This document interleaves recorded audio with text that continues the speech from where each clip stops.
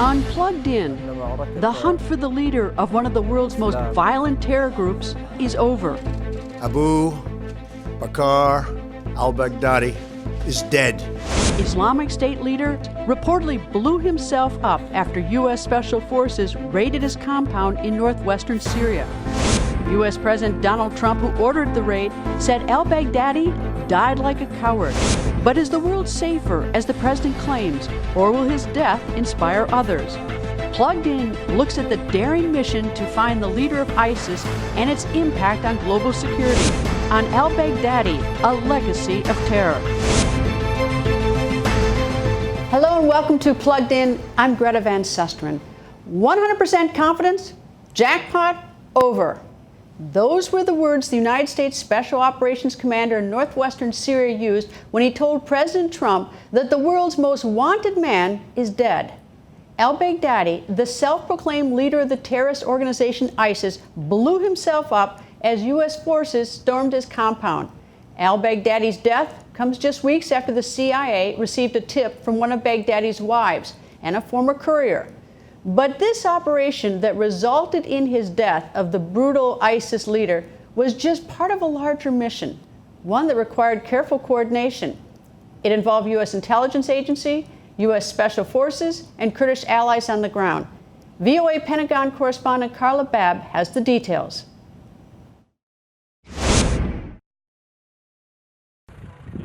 This is all that's left of the Islamic State leader's hideout, reduced to rubble by U.S. air power.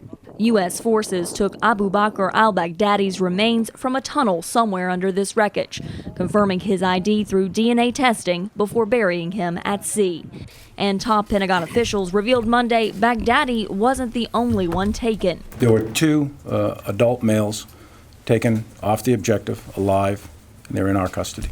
Officials are hopeful these men and the treasure trove of data collected from the compound will aid American forces and the Syrian Democratic Forces they're partnering with. Meantime, President Donald Trump has turned his focus to another asset, oil fields in northeast Syria. But we're keeping the oil. Remember that. I've always said that. Keep the oil. We want to keep the oil. $45 million a month. Keep the oil.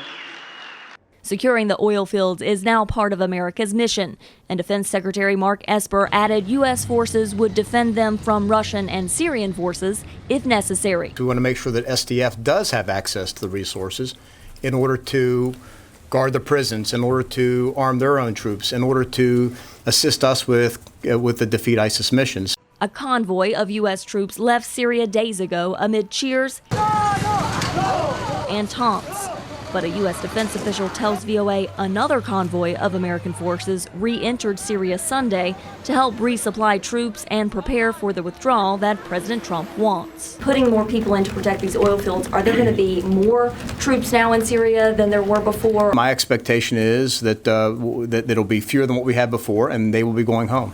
But with forces flowing both in and out of Syria, it's unclear how long the withdrawal will take. Joining us with more on the military and operational details, VOA Pentagon correspondent Carla Babb. She's live at the Pentagon. Carla, when did they first get a tip from either the courier or the wife? Well, we don't have the exact timeline, Greta, but what we do know is it started with several pieces of the puzzle. So there was a courier involved, a wife involved, I've been told by some people. There was also the ultimate gold standard of intelligence, the mole that was able to infiltrate al-Baghdadi's compound. We've been told that mole was pretty upset with Islamic State and how they had treated his family, and so he was able to work with the Kurdish forces and the Syrian Democratic Forces to try to allow the United States to infiltrate the compound. All right. This is a very risky mission.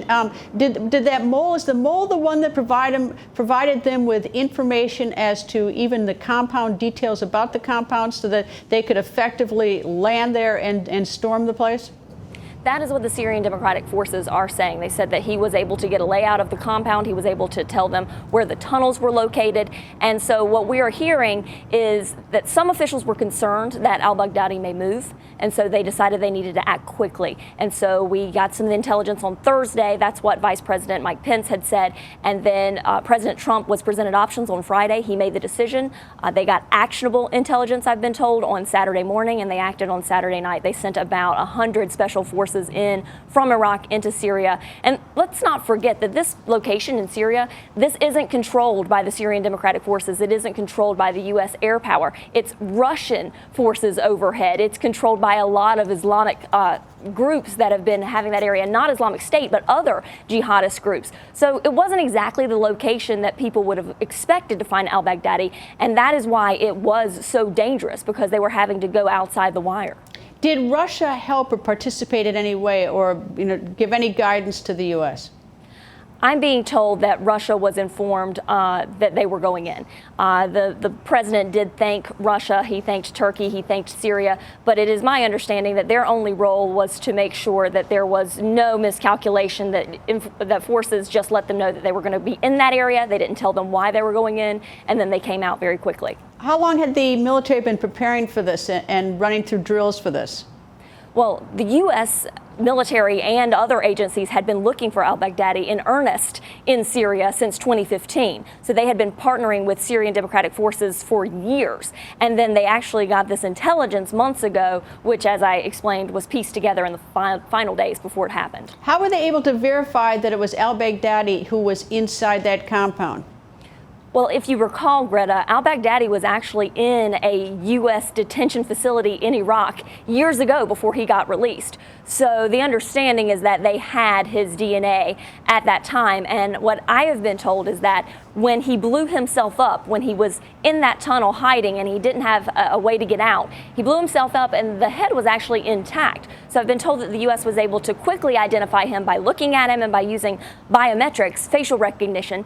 Then in addition to that, they used the DNA testing, and that was when they could confirm, and that is when the president went out and said that he was indeed dead. In some ways, it mirrors the Osama bin Laden killing, because they were on the ground for a number of hours, about 2 hours. They collected data or information, and then they removed the body and buried at sea. Is that right?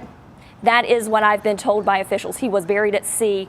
As with Muslim practice, you're supposed to bury the bodies within 24 hours. If you cannot do it on land, then you can dispose at sea. And that's also a good thing, I've been told, because that way shrines cannot be set up for these guys. These are terrorists to the United States, so they don't want to allow other people to be able to try to resurrect the remains or anything like that. Any idea what actual intelligence was gathered on the ground while they were there for 2 hours that might aid future efforts to get terrorists? Well, I'm hoping to learn more about that. We know that General McKenzie, who is the head of U.S. Central Command, is in the building today, and hopefully he will be able to provide us with some of those details. I have been told by officials that they had to act quickly. They had to get out as soon as possible. They collected all the data that they could, and then they evacuated and they destroyed the compound. They used smart bombs, guided bombs, to destroy the compound to make sure that anything that they left behind could not be used later. That's Carla Babb, thank you, our VOA Pentagon correspondent. And you can follow her on Twitter at Carla Babb VOA. Speaking to reporters after announcing Baghdadi's death, President Trump praised the skill of U.S. military forces and their seamless coordination on what was a risky and highly complex operation. The level of intelligence, the level of work was pretty amazing. When we landed with 8 helicopters, a large crew of brilliant fighters ran out of those helicopters and blew holes into the side of the building, not wanting to go through the main door because that was booby-trapped. A big part of the trip that was of great danger was it was approximately an hour and 10-minute flight, and we were flying over very, very dangerous territory. Just how risky was this operation? What exactly did they know going in? And how much actionable intelligence can the United States learn about ISIS and its activities from what they discovered in the compound? VOA National Security Correspondent Jeff Selden has been looking into those questions and joins us. Nice to see you, Jeff. Glad to be here. Okay, so what did they get? What do we know that they got? Well, the president has done the most talking about what material they've gotten, and so he talked about some materials about their future plans, some of their financial operations he alluded to. So if that is the case, then the intelligence community already has in their hands a good amount of material that they can start using to disrupt potentially future Islamic State operations, possibly in the West and in Europe. Now remember, even though Islamic State, the caliphate had fallen, it still was planning. U.S. intelligence officials, military officials have said for some time that it was just waiting for the right moment to be able to gather enough momentum to strike in the West. So that's going to be something they're looking at. They're also going to be looking at the finances. If there are any financial documents, how was the group using its money?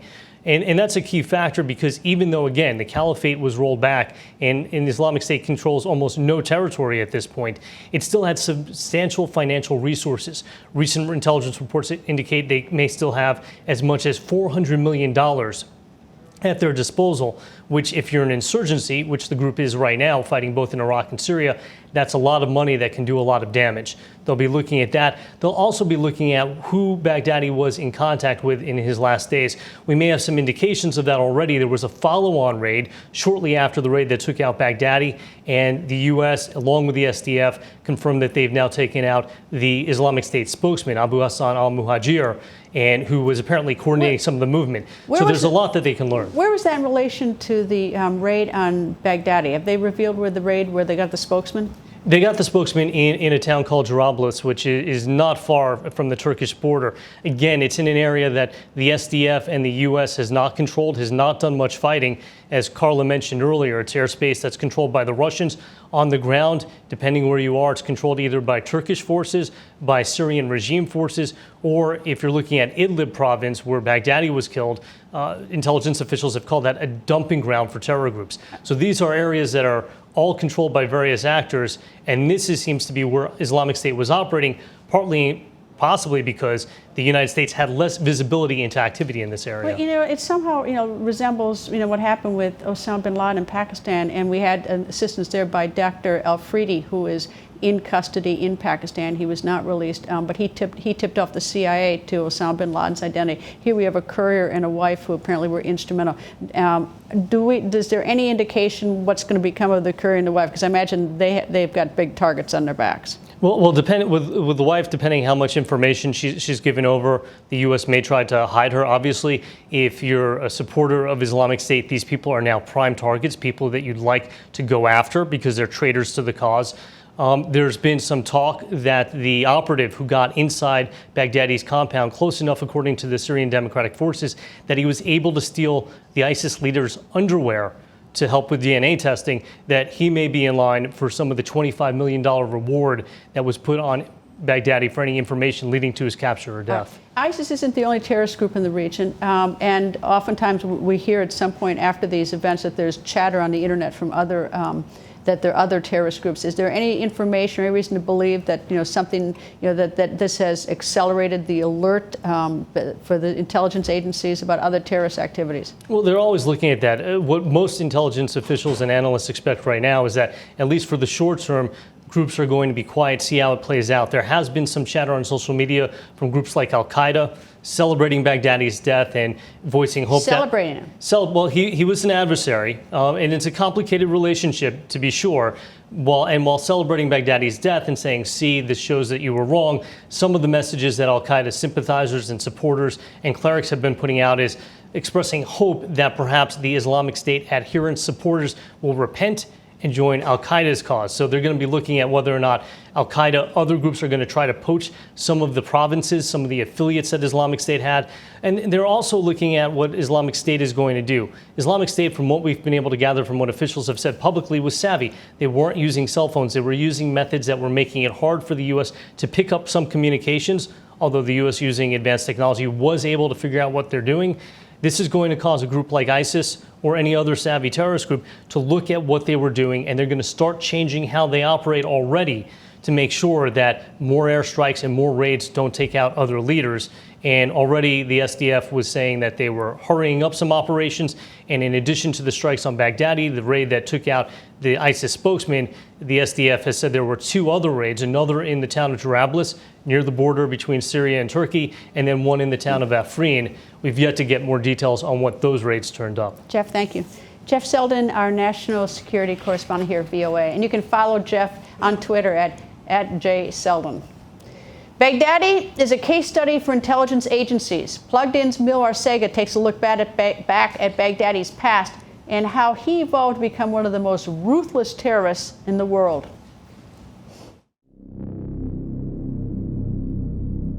The ISIS leader had been in hiding since the collapse of his so-called Islamic Caliphate in March 2019. He was born in 1971 in the city of Samarra, Iraq, 125 kilometers north of Baghdad.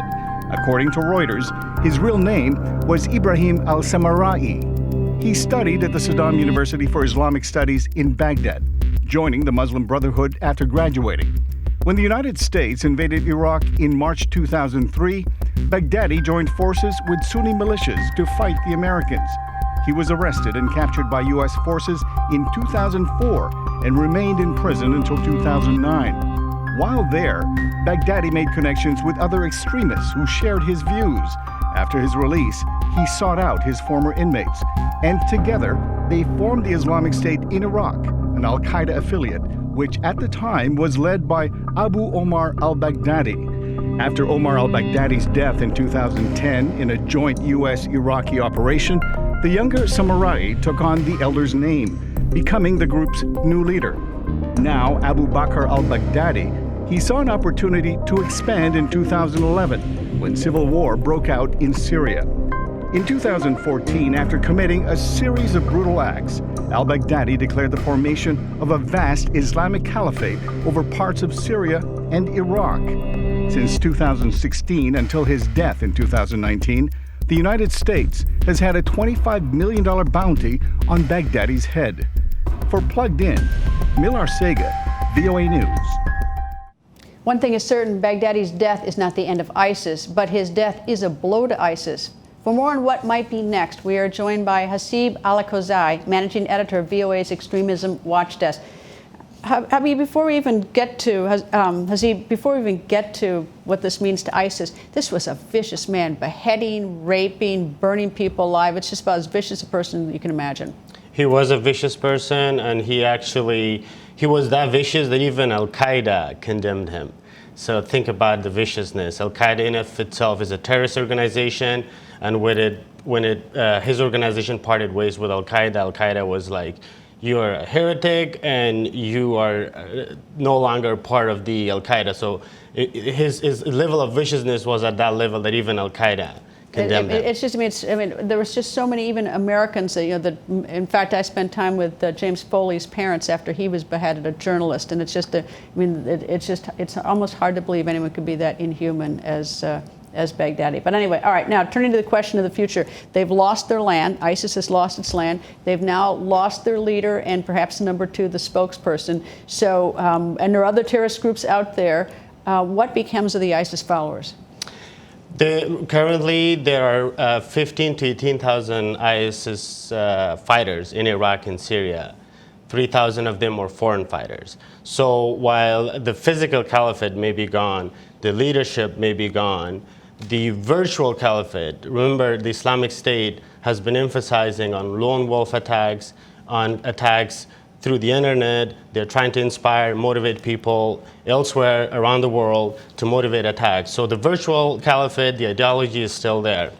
And what is important to point out is the conditions, the environment under which the Islamic State emerged and flourished is still there. You have sectarianism in the region, you have poverty in the region, you have all sorts of insecurity in the region, you have failing states.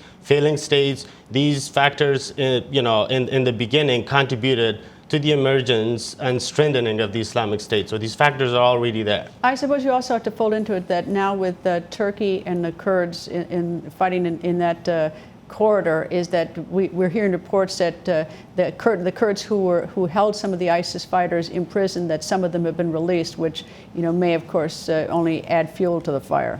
it certainly will. Not only that issue is of concern, you have several camps that have inmates, dangerous ICE inmates. The province where Islamic State leader was found and killed, Idlib, is home to tens of thousands of Islamic State fighters, al-Qaeda fighters, and a bunch of other designated groups that have fighters. And the U.S. has long voiced concerns over the presence of these fighters there. But the problem there is you have 3 million people as well. Should there be a military strike on Idlib, which eventually that will come, either by the U.S. or by Russia or a combination of both, or by Turkey, or there would be a coalition, but we're looking at a mass exodus of people, because one of the reasons why the U.S. has not actually went ahead with the operation is the concern that it's going to lead to displacement of millions of people that are currently living in that province. Are these terrorist groups growing? I mean, it seems like, from afar, as you look at it, when they start losing their leadership, lose their land, and you hear, less terrorist attack, you wonder if, maybe, these groups are not growing, but that they're having trouble trying to achieve their vicious goals. The ideology is still there, and it will continue to be there so long as the conditions that nurture them, that allow them to flourish, are there.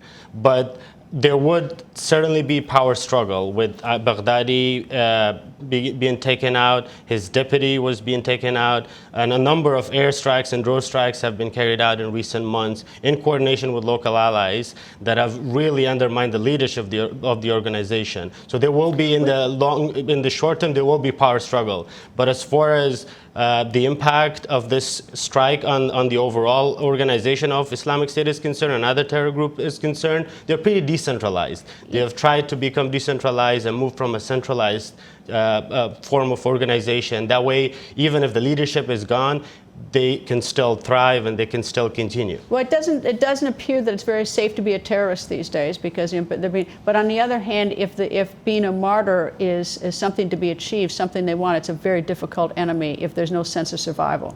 Yeah, and remember, these organizations are formed with the assumption that one day its leader is going to be gone. Because, as a hero and as a martyr.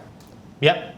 But not as a victim, but as a hero and a martyr. Yeah, and sometimes they will celebrate it because martyrdom is what they're aspiring for. And that makes it extraordinarily difficult. Well, needless to say, it's good news that this terrorist has now been eliminated. It absolutely is. Hasib, thank you. Thank you. Hasib al-Kozai, Managing Editor of VOA's Extremism Watch Desk. Thank you very much. And of course, you can follow Hasib on Twitter at ALIKOZAI86. Baghdadi has been responsible for unthinkable death and destruction. He inflicted vicious terror, raping and killing hostages himself, and also inspiring others to likewise brutally torture and kill, all in the name of ISIS. Easter Sunday, 2019, at least 290 people were killed and hundreds more were injured in a series of bombings in Sri Lanka. ISIS claimed responsibility for the multiple suicide bombings at hotels and churches holding Easter services. December 19, 2016, 12 people were killed, more than 50 others were hurt when a tractor trailer barreled through a Christmas market in Germany. Again, ISIS claimed responsibility. Americans have also been targeted and killed during Baghdadi's reign of terror, some in bombings and lone wolf attacks. Others were kidnapped, tortured, and killed. James Foley, Stephen Sotloff, Peter Kassig, and Kayla Mueller. When asked how she felt about Baghdadi's death, the mother of James Foley put it bluntly.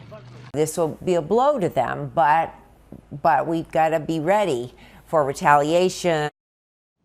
According to our next guest, the next 6 months will be critical in the war on terror, and that's because even without its leader, the idea of the Islamic State remains a clear and present danger to free societies around the world.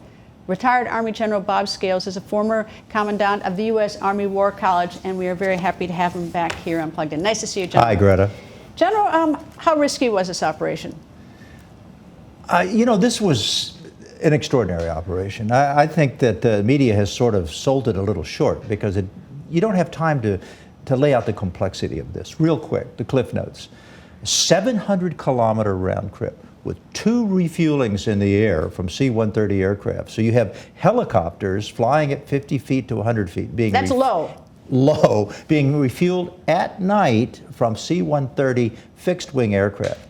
Then they had to surround the compound and do it, obviously, with surprise, because had this thing been triggered in any way, many of those Rangers would have been killed. Blow a hole in the wall and then take down Baghdadi very, very quickly. In fact, in less than a minute to take him down, so his supporters and his guards and his armed thugs who patrolled that compound wouldn't have taken him out. An extraordinary effort, but it's important to realize, as we say in counterterrorism, operations like this are 90% intelligence and 10% direct action. So it's like a duck in water, you know, the intelligence feet are moving at an incredible rate, and any single flaw in that quality of intelligence could have turned this into a disaster. And the president and whoever else is in the Situation Room, they can actually watch this in real time? Yeah, I've done this myself when I was in the theater. The feeds are normally done by infrared. There's several high-flying drones overhead, so they can't hear the drones on the ground. And you can, it's like literally watching a movie, a video movie. You can see the soldiers moving about, you can see the explosions, you can see the tracers of the bullets flying around. It's incredibly dramatic, and I've been told that pretty soon an edited version of this will be coming out so the public can see it. How different, you know, that kind of fighting from even your experience in Vietnam? It's enormously different. The one thing is the quality. My soldiers were great in Vietnam, but these guys are playing a game at the postgraduate level.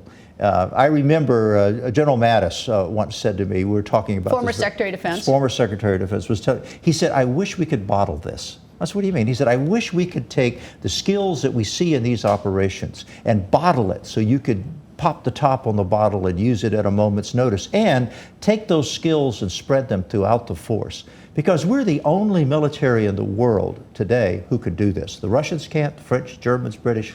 We're the only ones who could pull this off. Why can't they do it? They don't have the equipment. They don't have the training. Well, we seem to sell everything all around the world. Yeah, but not that stuff. We don't sell that stuff? We don't sell that stuff. And the other thing is the, I have to say, the culture. Over the last 50 years, the American military, the Army and Marines in particular, have built a culture of direct action where these soldiers, particularly Delta Force, are selected with an incredibly difficult process. In fact, sometimes they'll take, out of 200 people who apply for Delta, they'll take 1 or 2. That's how selective Delta is. And they stay in these units sometimes for 10, 15 years. That's how good they get. The average age of a Delta fighter, believe it or not, is 35. Oh, it's old. These are long service professionals. You know, the president was criticized by many, including members of his own party, for taking the troops out of that corridor, where we're fighting and getting and working with the Kurds. I wondered this though. I mean, I'm trying to look at it from all different ways. Do you think that taking those American fighters out might have had some impact, whether intended or not, to tell Baghdadi he can take down his defenses because the Americans are leaving? Nope. Nope, I don't think so. In fact, terrorist groups are always on the move. They have disassociated themselves from controlling terrain. They're very ephemeral. And I don't think until last week they were particularly concerned about having 8 American helicopters drop into their compound. But we have created a void. There's no doubt about it. So you do advocate, so you are against the American troops leaving there? Well, first of all, the American troops haven't left. Some have. Some have, but what they've left in place is that intelligence infrastructure that I mentioned to you earlier. If you don't have that, you're not going to be able to do, we won't be able to do this again. And we have to mend our relationships with the SDF. The Kurds were absolutely critical in this takedown. And of course, we know it'd be interesting to see. I hope that we take care of the courier and the wife who gave us the tips. Oh, absolutely. We left Dr. Afridi behind, I think, in Pakistan, who helped us with Osama bin Laden. But anyway, maybe we'll help him sometime. Anyway, General Scales, nice to see you, sir. Thank you, Greta. Thank you very much, General Scales, the U.S. Army War College. And that's all the time we have for today. Stay plugged in by liking us on Facebook at Voice of America. And you can also like my Facebook page at facebook.com/Greta. And do follow me on Twitter at Greta. Thank you for being plugged in.